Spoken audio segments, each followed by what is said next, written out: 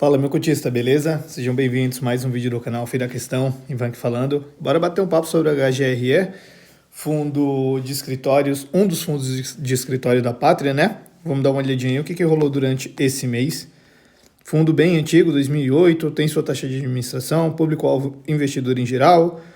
Indicadores do fundo, tem um PL de 1 bi e 800 milhões, uma cota patrimonial em 155,79, cota mercado fechou sexta-feira a 109,61, bem distante aí do patrimonial dele, né? E aqui no comentário da gestão, como eu já venho falando aqui nos vídeos da Pátria, né?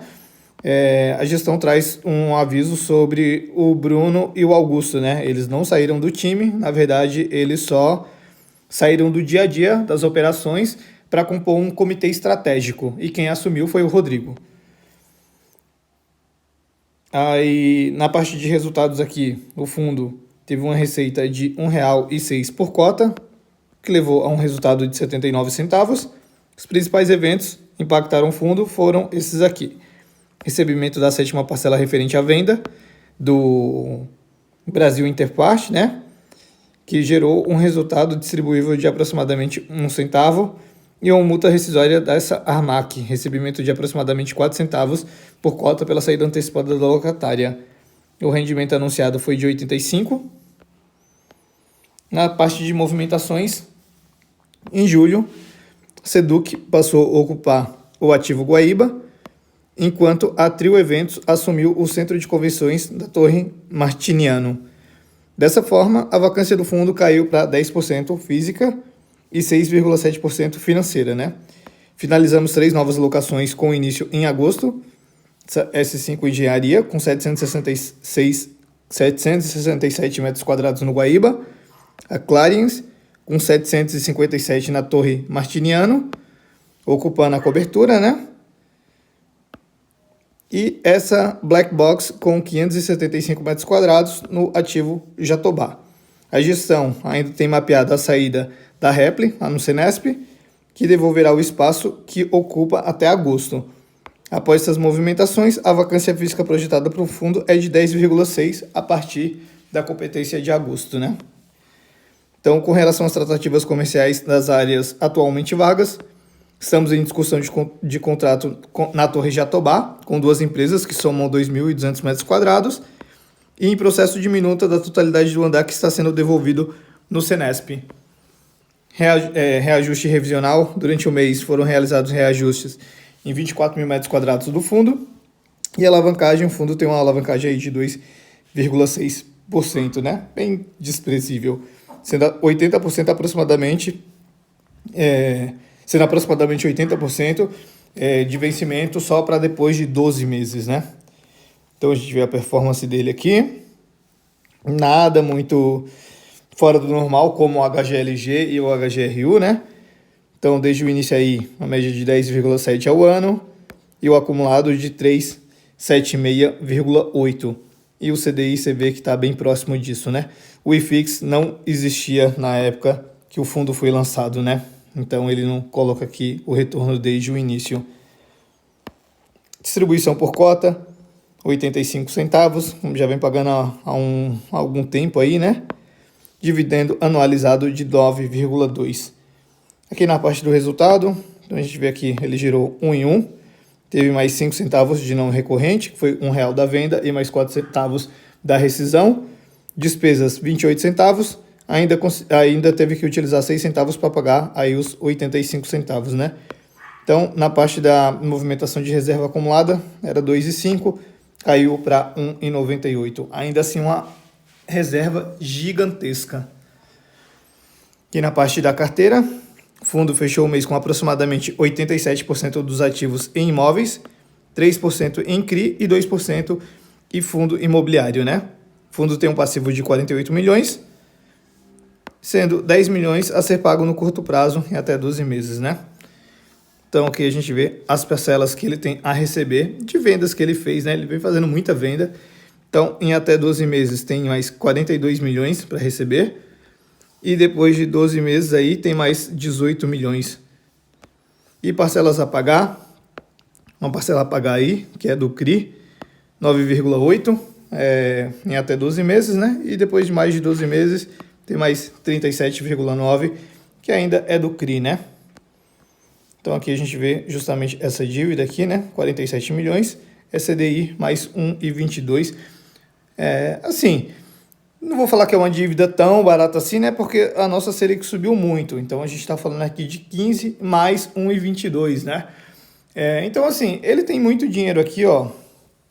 Renda fixa, ainda tem LCI, tem CRI também. Então ele até poderia finalizar essa dívida aqui, né? Tem que ver se tem multa de pré-pagamento, mas já poderia fazer isso para ficar sem alavancagem nenhuma, né? Aqui nos ativos, a gente vê todos os ativos aí, né? Distribuição geográfica. Então é praticamente São Paulo, né? Portfólio com 13 ativos, diversificado em 3 estados e mais de 144 mil metros de ABL. Os ativos de escritórios localizados na Grande São Paulo e de classificação AAA representam hoje 87% do VP do fundo. Então eu imagino que a gestão está indo nesse caminho, sabe? Para ter escritório somente em São Paulo e nessa classificação aí entre A e AAA. Então, em algum momento, a gente vai ver ele vender aqui o que ele tem no Rio Grande do Sul e o que ele tem no Rio de Janeiro também.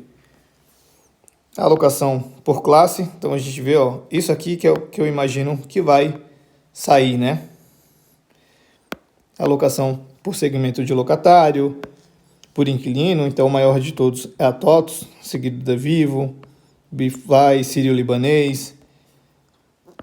Alocação por natureza dos contratos, 70 e 30, típico e atípico. Alocação por indexador, bem meio a meio aí, IPCA e GPM. Mês de reajuste, teve bastante aí, né, nesse mês, 25%. Para o mês que vem tem mais 5%. Concentração das revisionais ainda tem bastante para fazer agora, em 2025, né, 51%. Vencimento dos contratos só em 2027, que uma boa parcela aí vai vencer. Histórico de vacância, como eu falei para vocês, né, mais ou menos, ele já teve uma vacância muito maior, né, mas ele vem diminuindo aí com o passar do tempo e agora chegou no menor patamar, né. Então a gente está vendo uma vacância física aí de 10% e financeira de 0,7%. Aqui a gente vê os imóveis dele, né? Cadê os que tem vacância aqui, ó? Então tem vacância. Tem uma vacância bem grande aqui. Jatobá, né? Em Alphaville é um pouquinho mais complicado. Guaíba, no Rio Grande do Sul, que é um pouquinho mais complicado também. Esse teleporto eu não sei onde que fica. E o Transatlântico. Aqui na parte de movimentações, então a gente vê aqui como que ficou a questão da vacância, né? Então estava em 13,3%, teve a entrada da Seduc e da Central Eventos, jogou para 10%, né? Ainda vai ter mais 3 entradas, essa S5 Engenharia, a Clients e a Black Box, só que vai ter uma saída lá no Senesp, né? Então, assim, essas 3 áreas aqui são bem menores do que a do Senesp, porque ele tinha diminuído aqui para 10% a vacância, está entrando mais 3 empresas, só que o Senesp está saindo e está jogando para 10,6% de novo. Só que como ele já informou que já está em tratativa para negociar o andar inteiro do Senesp, que é provavelmente o que ela está saindo aqui, ele já vai zerar isso aqui, né? E para frente não tem mais nenhuma movimentação mapeada aí, né? Aqui na parte de estratégia, tudo mais, né? Upside de receita. Então hoje ele gera 84 centavos. Se perde mais 14 centavos aí entre vacância e carência. Em algum momento essa carência passa a refletir aqui no que ele gera de recorrência, né? Então vai gerar 91 centavos. E aqui o resumo da estratégia que ele tem utilizado, né? Que ele fala com a alocação da S5 Engenharia e lá no Guaíba, né? A vacância do prédio caiu para 36%. Na Torre Jatobá, se considerar 2 contratos em fase de discussão e assinatura sendo concluído com êxito, né? Teremos o imóvel com a vacância de 33%, um grande avanço da absorção de ativos em mercados mais difíceis e líquidos. Ainda esperam a conclusão da revisional dessa Bifly no Paulista Star, com efeito positivo de renda nas próximas semanas.